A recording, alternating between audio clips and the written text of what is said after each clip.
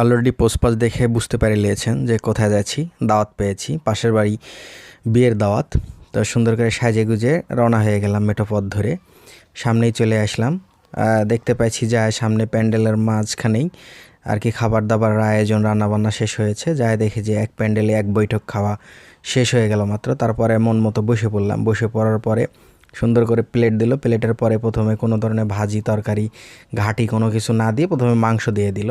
আর মাংসর পিসগুলো এত বড় বড় ছিল, তার মানে কী বলবো, পাইতেই পারছিলাম না যে মাংস না বড় বড় একটা ঢিল। সিদ্ধ হয়েছিল বাট দেখা যাচ্ছে চাবানো যাচ্ছিল না, এত পরিমাণ বড় বড় মাংসের পিস হয়েছিল।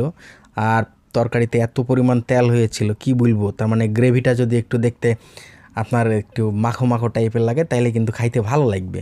তো আমি একটু সার্চ করছিলাম হচ্ছে ঘাটির জন্য। অবশেষে দেখাচ্ছে সার্চ করার পর পেয়ে গেলাম। ওকে সিগন্যাল দেওয়ার পর ঘাটিটুকু দিয়ে গেল। তো মোটামুটি ঘাটিটুক দিয়ে হচ্ছে ভাতটা মাখি নিয়েছিলাম। মাখি নেওয়ার পরে গোস্তের যে পরিমাণ তেল ছিল, ওই তেলটা পুরা হচ্ছে আপনার ভাতটাকে এত পরিমাণ তৈলাক্ত করে ফেলছে, তার মানে ঘাটি না হলে চলছিল না। আর দেখছেন যে আমি এক পিস করে মাংস কয়েক কামড় করে দিয়ে খাইছি।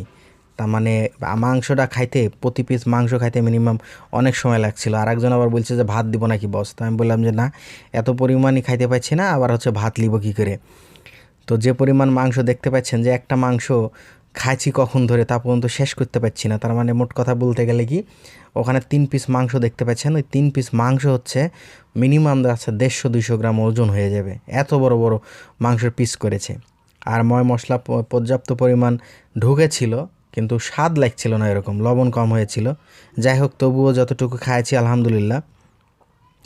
তার পরবর্তীতে খেয়ে যাচ্ছি, তবে আশায় আছি যে ভালো হবে। পরবর্তীতে একটু দধি টধি দিলে তার সাথে মিক্সড করে খাইলিয়ে ব্যালেন্স করে নিব। আর এর সাথে আমি এবার একটা শশা খেয়ে নিয়েছিলাম। শশা খাইলে দেখা যাচ্ছে যে মেদ চর্বিটা কেটে যাবে, ওই অনুপাতিকভাবে। আর ভাত আমি একবার নিয়েছিলাম। ভাত বেশি খাওয়ার অভ্যাস তো নাই আমার। আর সচরাচর ভাতগুলো অনেক মোটা মোটা টাইপের ভাত ছিল। যে পরিমাণ ভাত ওই যে আগেকার আমলে দেখা যাচ্ছে যে আবাদি জমির ভাত হইতো, ওই ওই কোয়ালিটির ভাত ছিল এটা। তার মানে এই ভাতে আবার পুষ্টি গুণাগুণ অনেক বেশি। তবে সিস্টেমটা বেশ ভালোই ছিল, খাওয়া ভালোই চলছিল। চলতে চলতে এক পর্যায়ে মনে করলাম যে পরিমাণে গরম লাগছিল আর খাইতে পারবো না মনে হয়। তবে যে এই শশাগুলো ছিল, শশাগুলো টুকটুক করে কামড় দিয়ে খাচ্ছিলাম। আপনারা ভাবছেন যে শুধু শশাই খাচ্ছি, আর এক পিস মাংস দেখেন এখন পর্যন্ত শেষ করতে পারছি না। দুঃখের বিষয়টা হচ্ছে এটা, এক পিস মাংস খাচ্ছি অনেকক্ষণ ধরে ধরে। তার পরবর্তীতে আমি মনে করলাম যে সাথে আর কোনো কিছু দিবে কি না, না আর কোনো কিছু দিল না। এইটার সাথে হচ্ছে ছিল আপনার এই ঘাটি এবং হচ্ছে আপনার মাংস, এই এতটুকু শশা লেবু দিয়েছিল।